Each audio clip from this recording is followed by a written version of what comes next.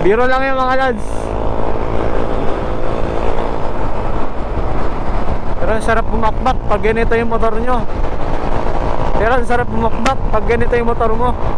Nakataw talaga.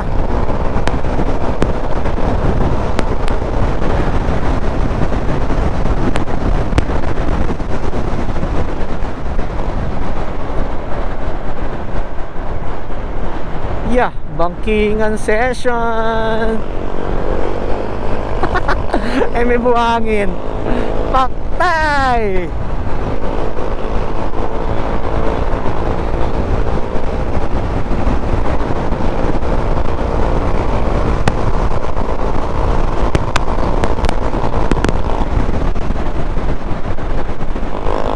Okay.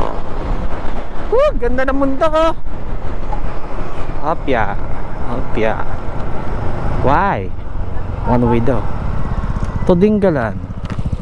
One way. Sinarado.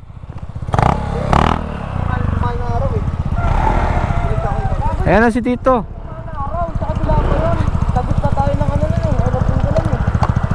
Hindi na atadaan doon.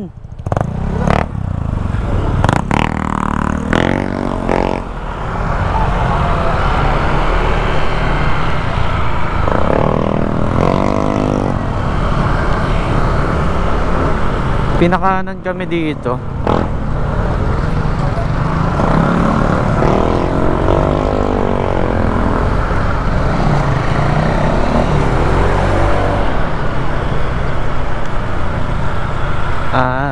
May ano naman.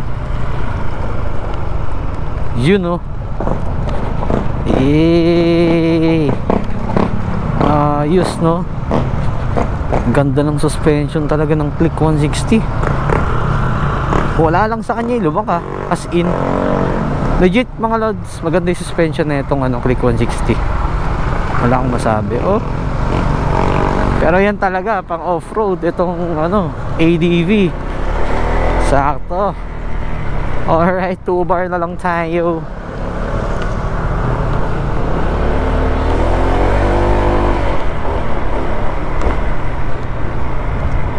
So nalabas na ito kanan.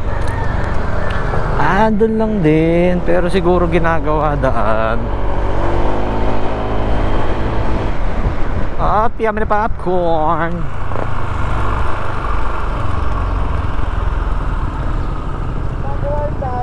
Ginagawa nga. Maayos naman daan dito Wala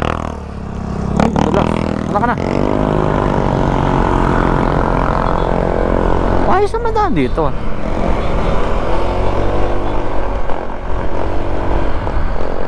okay.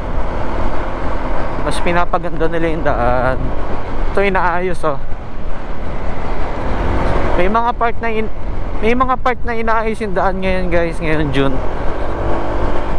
Yan ang coconut tray. Para tayo na sa dagat talaga. Mamaya na sa dagat na talaga tayo. Woohoo! Let's go!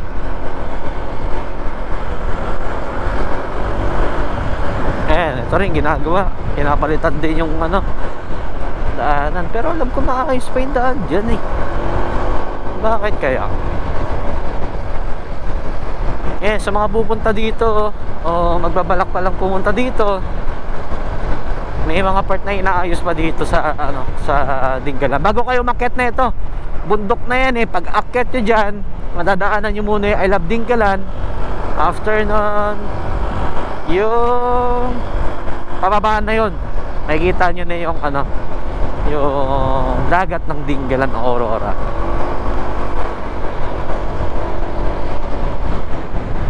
Ito na yung mga ito na yung mga bangkingan session. Marilaki ng Dingalan.